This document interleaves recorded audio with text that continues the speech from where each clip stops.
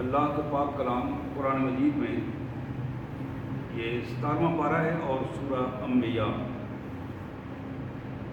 17ویں پارے کا یہ 16واں رکوع ہے جو آج پورا رکوع ہمارے زیر مطالعہ ہے خطبہ جمعہ میں۔ بڑا اہم رکوع ہے، بڑی اہم آیات ہیں۔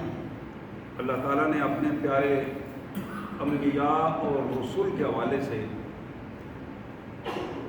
ہمیں نمونے کے طور پر چند انبیاء اور رسولوں کا نام لے کر ان کے معاملات ہمارے سامنے رکھے ہیں۔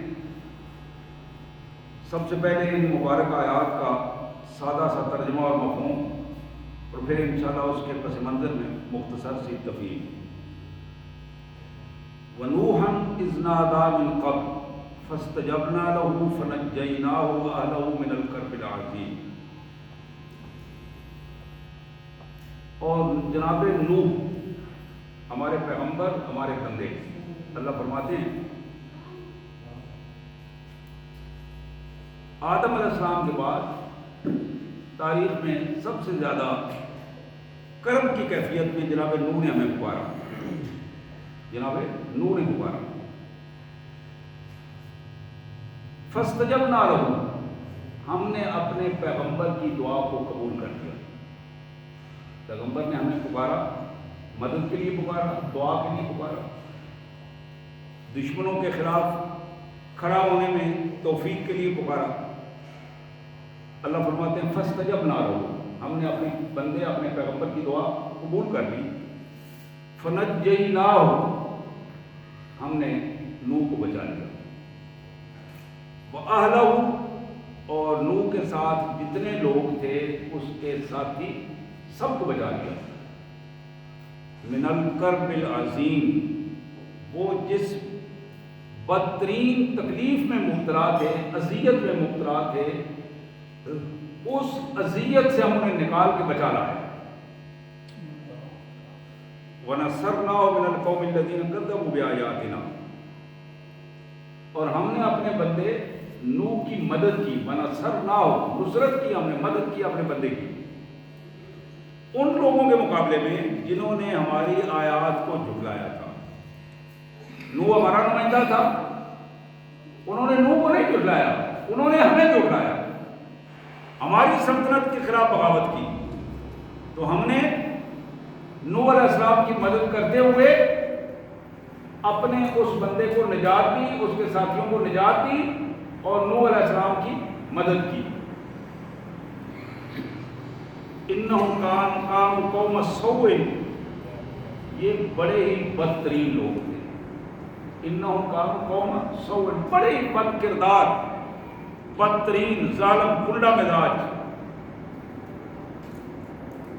اس کے بدلے میں فَأَغْرَقْنَاهُمْ أَجْمَعِينَ، نوح علیہ السلام اور ان کے ساتھیوں کے علاوہ جتنے لوگ تھے ہم نے انہیں پانی میں ڈبو ڈبو کر مار دیا، اور سارے کے سارے مار دیے، کوئی ایک دن میں بچ نہیں گیا۔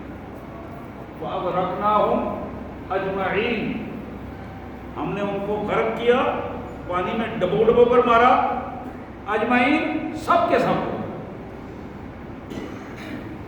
یہ پہلی داستان تھی عبرت کی جو کائنات کے مالک نے ہمارے سامنے رکھی ہے، جناب نوح علیہ السلام اور ان کی قوم کی داستان۔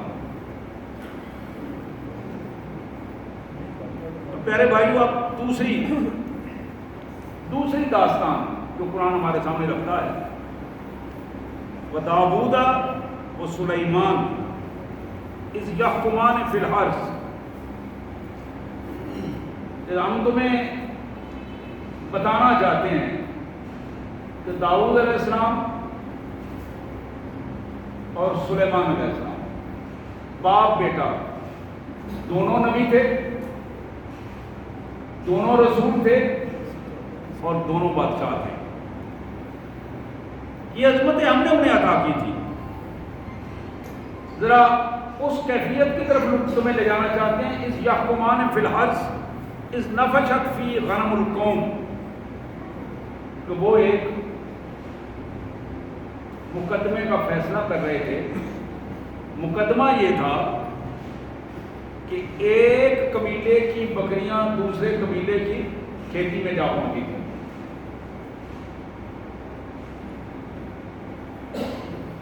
وَكُنَّا لِحُكْمِهِمْ شَاهِدِينَ. فیصلہ کا اختیار ہم نے ان دونوں کو دیا تھا، لیکن ہم اس کی پوری نگرانی کر رہے تھے. اللہ فرماتے ہیں ہم دیکھ رہے تھے، نگرانی کر رہے تھے کہ میرے بندے، میرے رسول، میرے نبی کس طرح فیصلہ کرتے ہیں. جن کو میں نے حکومت دی ہے وہ میرے حکم کے مطابق فیصلہ کرتے ہیں یا آگے پیچھے کرتے ہیں. وَكُنَّا لِحُكْمِهِمْ شَاهِدِينَ. یہاں اللہ فرماتے ہیں فَفَهَمْنَاهَا سُلَيْمَانَ. ہم نے فیصلے کی سمجھ سلیمان کو دے دی. اس کے بعد داؤد کی بجائے فیصلہ کرنے کی سمجھ ہم نے سلیمان کو دے دی. وَكُلًّا آتَيْنَا حُكْمًا وَعِلْمًا. کوئی کمی نہیں چھوڑی ہم نے. ہم نے ان میں سے ہر ایک کو علم بھی دیا اور حکمت بھی عطا کی اور طاقت بھی دی. دونوں چیزیں دی تھی، دونوں کو دی. لیکن اس فیصلے میں ہم نے سلیمان کو معاملہ سمجھا دیا. وَسَخَّرْنَا مَعَ دَاوُودَ الْجِبَالَ يُسَبِّحْنَ الطَّيْرَ وَكُنَّا فَاعِلِينَ. داؤد علیہ السلام کے لیے ہم نے پہاڑوں کو ان کے مطیع بنا دیا تھا، فرما بردار بنا دیا. ہم نے پرندوں کو ان کے فرما بردار بنا دیا تھا. یہ پہاڑ اور پرندے ان کے ساتھ مل کر اللہ کی تسبیحات کیا کرتے تھے. وَسَخَّرْنَا مَعَ دَاوُودَ الْجِبَالَ يُسَبِّحْنَ الطَّيْرَ وَكُنَّا فَاعِلِينَ. یہ پرندوں کو ان کا مطیع کرنا، پہاڑوں کو ان کا مسخر اور مطیع کر دینا. وَكُنَّا فَاعِلِينَ. یہ سارا کام ہم خود کر رہے تھے، ہمارے حکم سے ہو رہا. نہ داؤد میں کوئی طاقت تھی، نہ سلیمان میں کوئی طاقت تھی. یہ ساری طاقت ہماری تھی، حکم ہمارا تھا، جو ہم وہاں نافذ کر رہے تھے. وَكُنَّا فَاعِلِينَ. ہم تھے یہ سارا کام کر رہے تھے. وَعَلَّمْنَاهُ صَنْعَةَ لَبُوسٍ لَكُمْ. ہم نے جناب داؤد کو لوہے کا لباس بنانے کی صنعت گری عطا کی، زرہ بنانے کی سمجھ عطا کی اور طریقہ سکھایا. لوہے کا لباس تو اس وقت لڑائیوں میں استعمال ہوتا تھا. لِتُحْصِنَكُم مِّن بَأْسِكُم. تاکہ لڑائیوں میں، جہاد میں جب تم نکلتے ہو میدان میں، تمہیں تکالیف سے بچایا جا سکے. یہ لباس اس لیے ہم نے بنایا تھا اور ہم نے اس کی سمجھ داؤد کو دی تھی. فَهَلْ أَنْتُمْ شَاكِرُونَ. کیا اب بھی تم ہمارے شکر گزار بندے نہیں بنو گے؟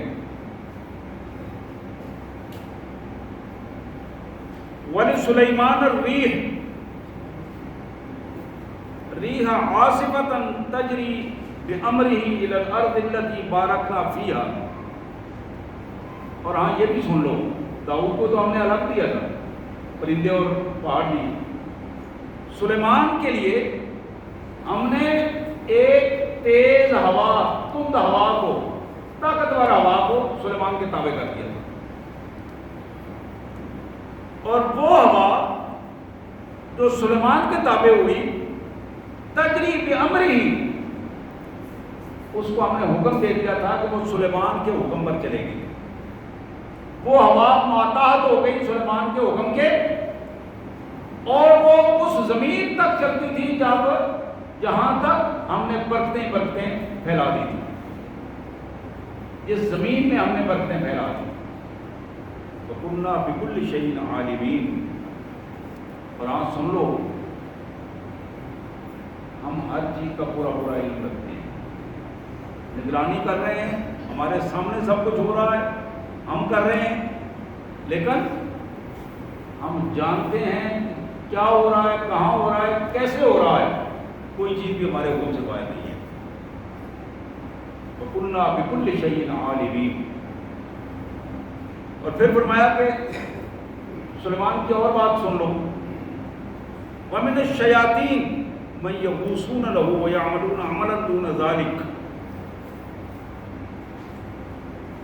سلیمان کو ہم نے شیاطین پر، جنات پر قبضہ دیا تھا. یہ جنات حضرت سلیمان علیہ السلام کے حکم پر سمندروں میں غوطہ خوری کرتے تھے اور وہاں سے چیزیں نکال کے لاتے تھے. وَيَعْمَلُونَ عَمَلًا دُونَ ذَلِكَ. اس کے علاوہ سلیمان ان کو جو جو حکم دیتا تھا اس کے حکم کی تعمیل کرتے ہوئے وہ سارے کام کرتے تھے. وَكُنَّا لَهُمْ حَافِظِينَ. ہم سلیمان کی بھی، داؤد کی بھی اور اپنے ساری نبیوں کی ہم خود حفاظت کر رہے تھے. ان سب کا ہم تحفظ کر رہے تھے، حفاظت کر رہے تھے. حضرات یہ 3 نبیوں کا ذکر ہوا. اب چوتھے نبی کی بات کرتے ہیں. قرآن کرتا ہے وَأَيُّوبَ إِذْ نَادَىٰ رَبَّهُ أَنِّي مَسَّنِيَ الضُّرُّ وَأَنْتَ أَرْحَمُ الرَّاحِمِينَ. جناب ایوب علیہ السلام اللہ کے نبی، اللہ کے پیارے بندے، جب انہوں نے اذیت میں، تکلیف میں اپنے رب کو پکارا اور عرض کی کہ انی مسنی الضر، یا اللہ مجھے بہت زیادہ تکلیف ہے، پریشان ہوں، اذیت ہے، اور تو ارحم الراحمین ہے، مہربانی فرما اپنی رحمت سے.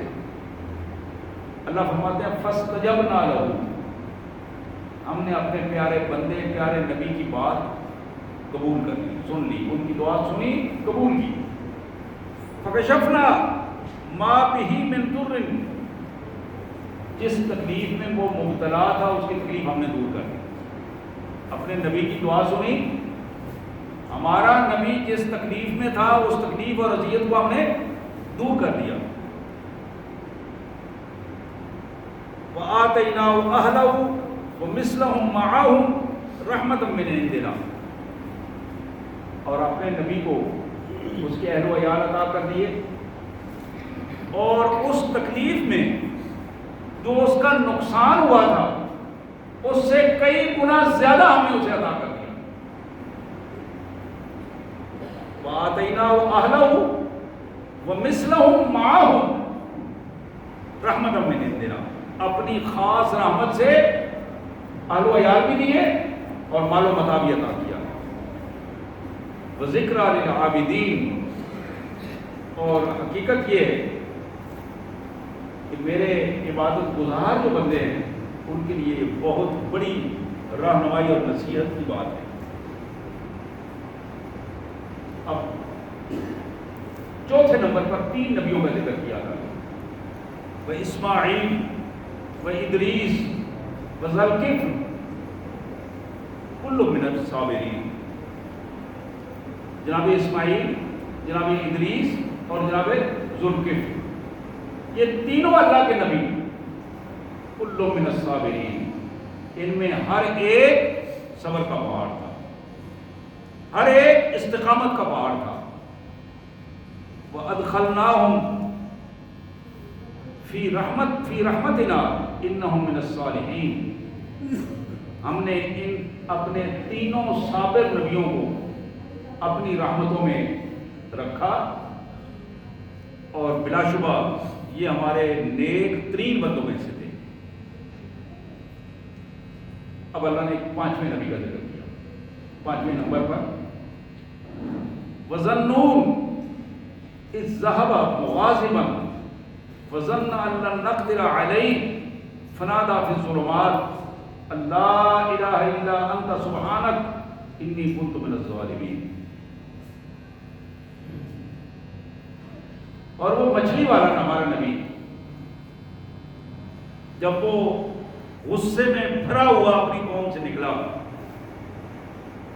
فَظَنَّ أَن لَّن نَّقْدِرَ عَلَيْهِ، اس کے ذہن میں آیا کہ شاید وہ ہماری سلطنت سے باہر ہو گیا ہے. فنادا فی الظلمات،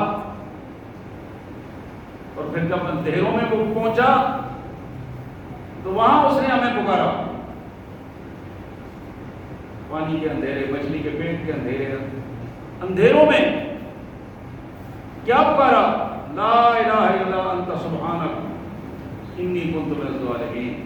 یا اللہ تو پاک ہے، میں ظالم ہوں، میں اپنے اوپر ظلم کر بیٹھا ہوں، اپنی خاص رحمت سے مہربانی فرما.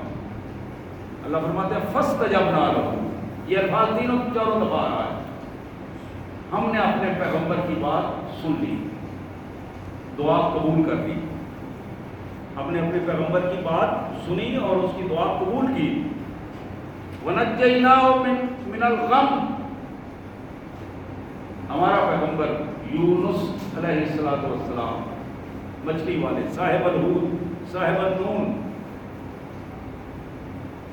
ہم نے اپنے مچھلی والے پیغمبر کی جو غم میں بھرا پڑا تھا اس سے اسے نجات دی اور دعا قبول کی. وَكَذَلِكَ نُنْجِي الْمُؤْمِنِينَ. ایمان والوں سن لو، ہم اپنے ایمان والوں کو اس طرح نجات دیتے ہیں.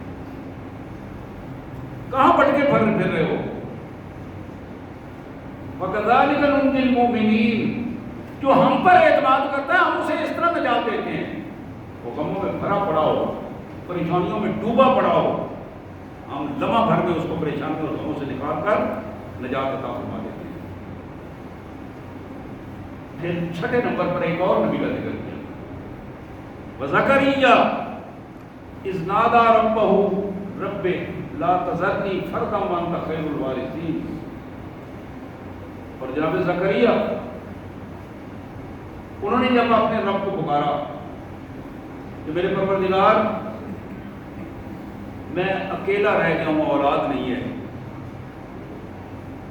مہربانی فرما مجھے میرا وارث عطا کر دے، ایک بیٹا عطا کر، میری اولاد عطا کر جو کہ میرا وارث بن جائے.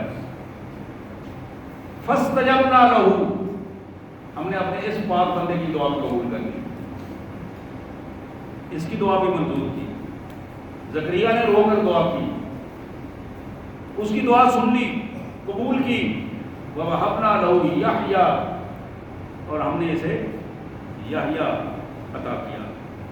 یحییٰ علیہ السلام، ہم نے انہیں بیٹا دیا جس کا نام دوسری جگہ پہ ہے کہ ہم نے یحییٰ، اس کا نام ہم نے رکھا، نام رکھ کر بیٹا دیا.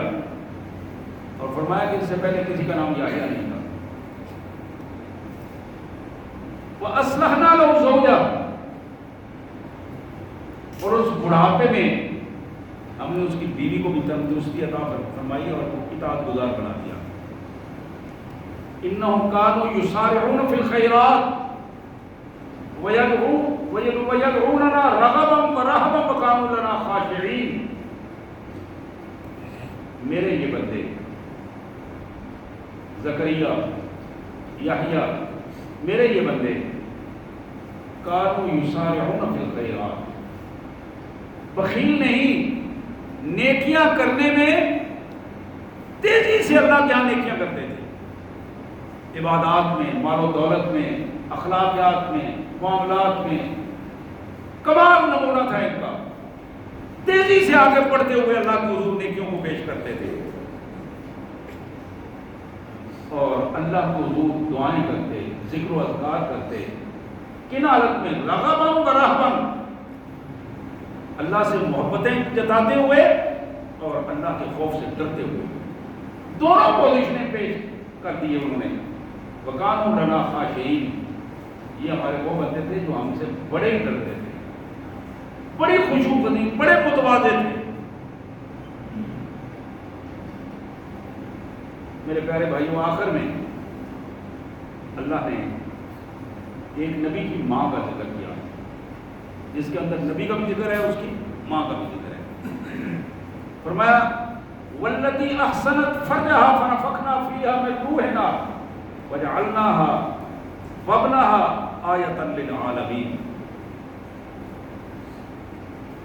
وہ خاتون، وہ پاک باز خاتون جس نے پاکیزگی کا نمونہ پیش کر دیا، اپنی عفت و عصمت کی حفاظت کی، اپنے حکم سے ہم نے اس میں روح عطا کی، اور وہ اور اس کا بیٹا ہم نے دنیا میں نمونے بنا کے رکھا، دنیا کے لیے ایک نمونے کے طور پر انہیں پیش کر دیا۔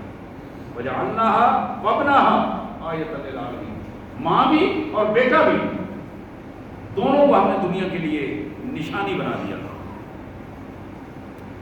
اب ان سب کی بات چلا کر 7 قسم کی داستان کائنات کے مالک نے سنائی ہے، اور آخری جملہ جو ہے میں پیش کر رہا ہوں اس رکوع کا، اللہ فرماتے ہیں ان هذه امتکم امۃ واحدہ،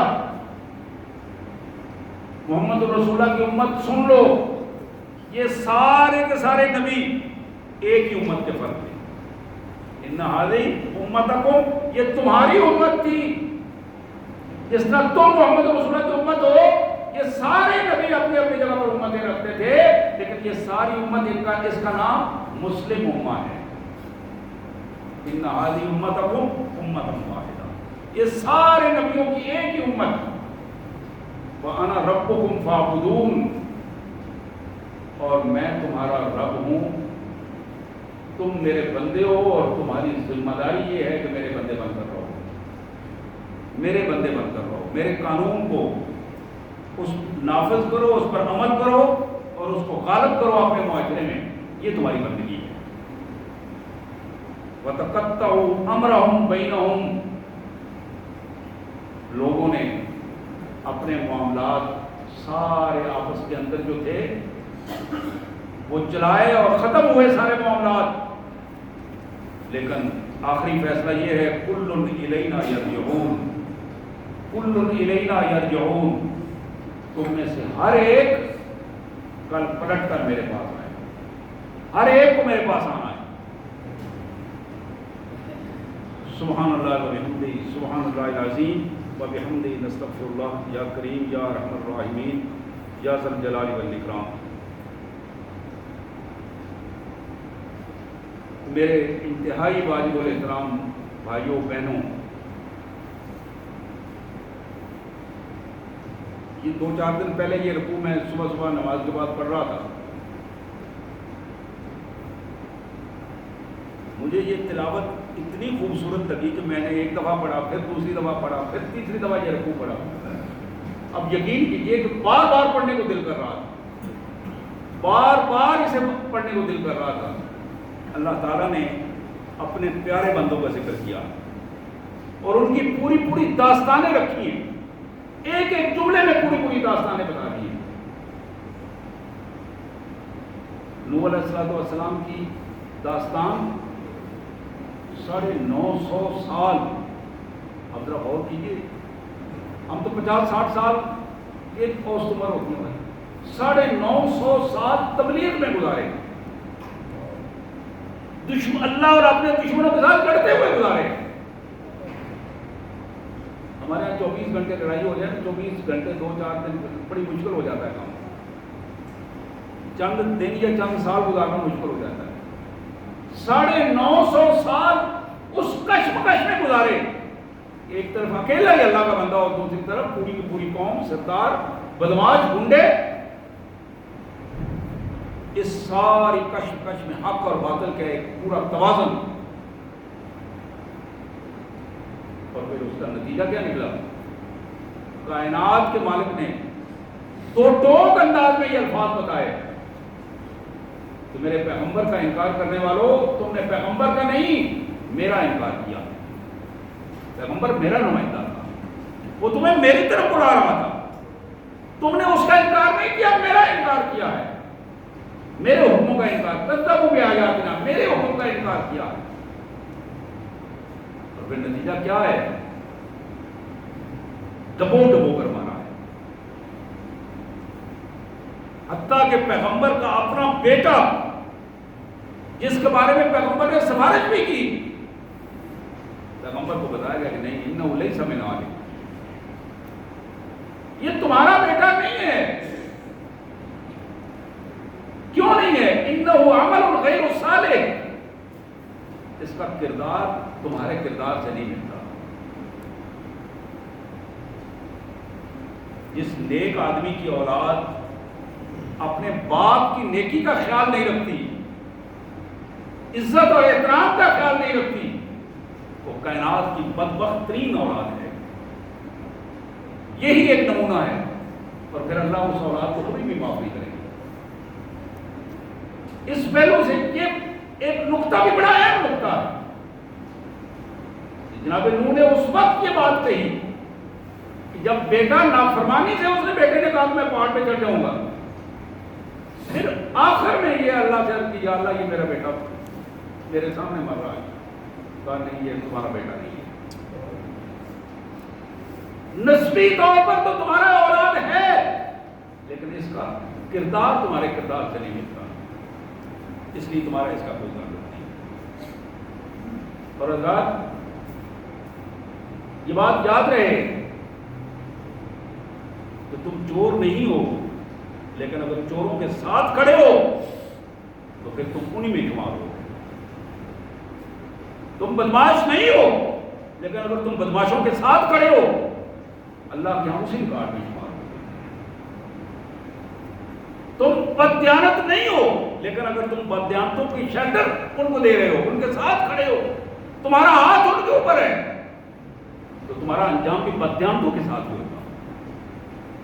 تم خود جھوٹے نہیں ہو، لیکن اگر تم جھوٹوں کو شیلٹر دے رہے ہو، جھوٹوں کے ساتھ کھڑے ہو، تو تمہارا انجام بھی اسی طرح ہوگا۔ تم خود برائیوں کو فروغ دینے والے نہیں ہو، منشیات کو چلانے والے نہیں ہو، بے حیائی حیانی اور فحاشی کو فروغ دینے والے نہیں ہو، لیکن ان کے ساتھ کھڑے ہو، انہیں شیلٹر دے رہے ہو، تو پھر یاد رکھو کہ تمہارا انجام بھی اسی انداز میں ہوگا۔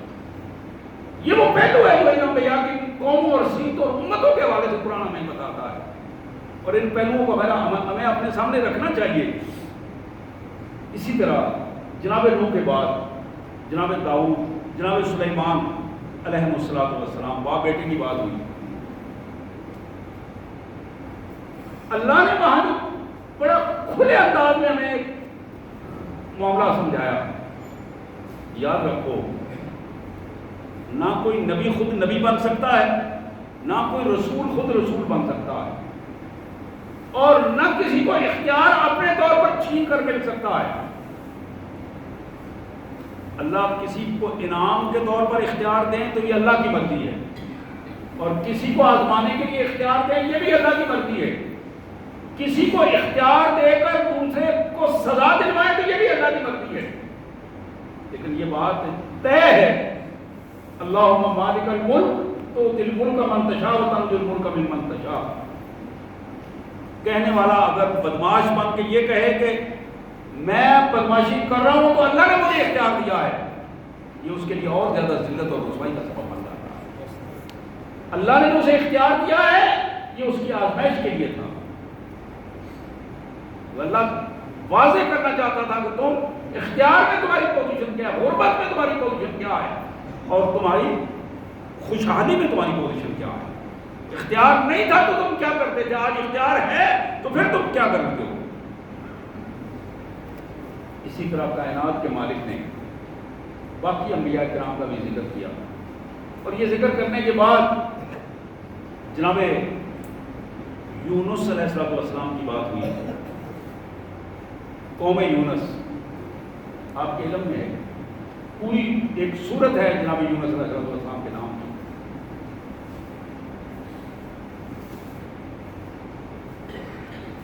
قوم پہ آزمائش آئی، قوم نافرمان ہوئی، پیغمبر کی بات نہ مانی،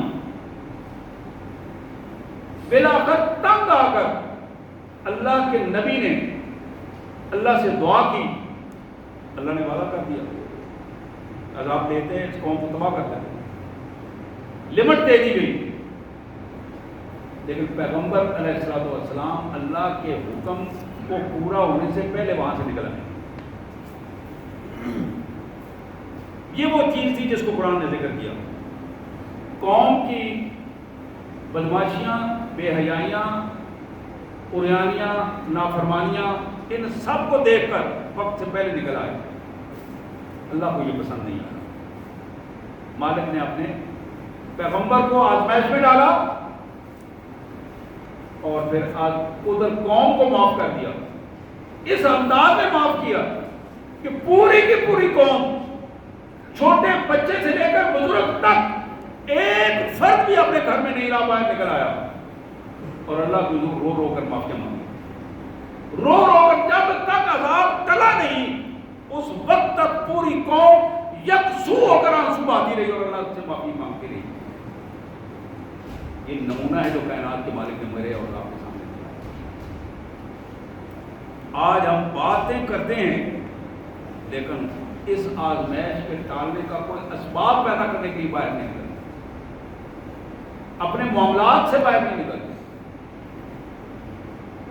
تو جب بندہ مجبور ہو جائے، حالات میں گر جائے، پریشانیوں میں گر جائے، تو بندہ مومن کے سامنے ایک ہی حل ہے، وہ اپنے اللہ کے حضور سجدہ رے ہوتا ہے، اللہ سے معافی مانگے، استغفار کرے، اور اجتماعی توبہ، اجتماعی استغفار یہ قوموں کی زندگیوں میں تبدیلی لاتا ہے۔